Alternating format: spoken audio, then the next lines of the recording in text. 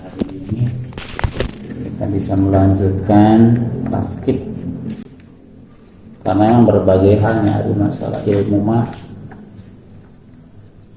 insya Allah walaupun satu orang gak sama-sama ngaji ya, cuman karena posisinya di yayasan beda dengan di masjid umum.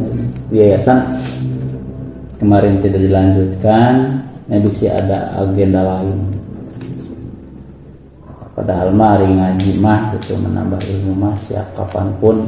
Yang terpenting sadayana teu aya aktivitas anu langkung urgen gitu, lebih penting. Jadi insya Allah nyempakin gitu dah. Ya makan kewajiban sadayana kita berdakwah, kita mengajak terhadap kebaikan.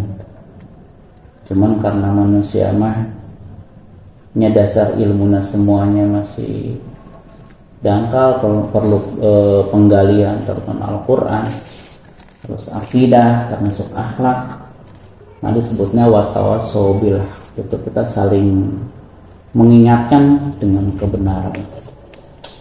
Alhamdulillah pekan ini kita bisa berkumpul kembali bermuajahah dalam acara taskib. Kita saling aja ya, Mas bisa naroskin, Erik menambahkan silakan. Karena ngaji seperti ini bukan kita memberikan nasihat, ini kita kan disebut aja tausiah, disebut apa saling gitu, saling menasihati. Nanti intinya kita sering mentransfer ilmu karena pengamalan atau pengalaman yang berbeda-beda. Ini alhamdulillah sampai pada malam ini kebetulan kitabnya bagian kitab busanya fil hukmi yang kemarin sudah tuntas tentang kitabul awal tentang ma'rifat. Sampai ma'rifat itu ada tilu bab atau tilu pasal, sampai an-nutqu bisyahadatain, itu kewajiban atau pembeatan kita kepada Allah, pengucapan dua kalimat syahadat, asyhadu an la ilaha illallah wa asyhadu anna muhammadar rasulullah. Itu wujud dari iman yang kita tanamkan melalui tasdiqul bil qalbi, iqrarun bil lisan, af'al bil arkan.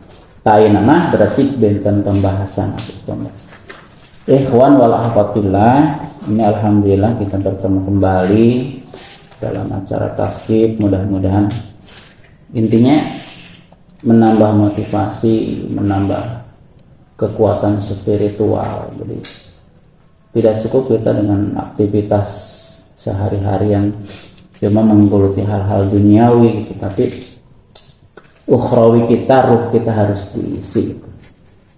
Masih masalahnya lamun kudu disebut siraman rohani, karena ruh kita capek gitu nya. Jasad jeung ruh teh capek kena jasad dia gitu. Kadang rohani kita kan berpikirnya hal duniawi. Atau sahabat gitu yang jadi guru mikirnya teh kan inovasi belajar, cara ngajar budak. Kadang nilai ibadahna orang sifatna ukhrawi seperti tidak terlihat, padahal itu tergantung niatnya, tergantung niat. Gak masalah hal-hal duniawi ge ari bi husnin niatin ku alusna niat mah jadi amal akhirat gitu. Tapi walaupun amal akhirat karena bisuin niati ku gorengna niat jadi amal dunya tidak ada pahala. Nyala mengajar ibadah namun niatna orang goreng mah enggak jadi ibadah. Tapi amal dunya walaupun kita capek secara fisik jasa dia siga amal dunya, tapi niatna saya mah insyaallah jadi amal akhirat. Review yang kemarin adalah ketika Allah Subhanahu wa taala menyampaikan melalui akidahnya, melalui tentang akhlaknya, termasuk melalui Rasulullah SAW, melalui risalah yang disampaikan pada Rasul, kita harus wajib ma'rifat kepada Allah melalui dalilnya atiullah wa atiur Rasul wa ulil amri minkum, sampai beat kita adalah asyhadu alla ilaha illallah wa asyhadu anna muhammadar rasulullah. Setelah kita mengenal Allah, maka Allah memberikan aturan masuk ke ranah yang kedua disebut hukum. Malah disebut hukum. Hukum teh numutkeun mazmumah isbatu amrin li amrin aw nafihu anhu. Jadi hukum teh menetapkan dan mentiadakan. Bahasana isbat sareng nafyu napi, sanes ijad sareng idam, teu aya sareng eueuhnya gitu, sakurang aya jadi eueuhna gitu. Itu kan bahasa Allah, aya wajib wujudna, wujud sareng adam, itu kan bahasa Allahnya. Cuman karena hukuman teu bahasa eta manggena, karena ketetapan. Karena ketetapan walaupun sama Allah, ketika berhubungan dengan hukum Allah, kadang yang Allah tetapkan seperti misalnya wajib, bisa saja Allah mentiadakan ketetapan tersebut. Nah, jadi itu masalah hukum karena aturan Allah yang membuat. Maka kayak hukum teh kan kabagi tilu. Nah, jadi disebutnya hukumnya. Kitabus Sani al-hukmu. Hukum teh dalam kajian akidah majmu'atun disebut isbat. Muka 2 aya nafyu. Tapi kan bahasana ari isbat kan bukan ada, tapi menetapkan, tetapnya. Tapi di dia lawannya adalah nafyu. Allah menetapkan sesuatu atau mentiadakan sesuatu. Itu adalah kehendak Allah. Lamun dia hukumnya bersangkutan dengan hukum Allah. Kumaha lamun bersangkutan sama hukum manusia? Mana sama? Lamun misalnya bersangkutan dengan hukum insan, sama menetapkan atau mentiadakan. Contoh hukum Allah. Allah menetapkan kewajiban sholatnya. Ini hukum Allah nih. Allah menetapkan kewajiban sholat. Aqimus sholat wa atuz zakat. Gitu kan? Ini kewajiban ini kan disampaikan kepada mudzakarnya, pada laki-laki.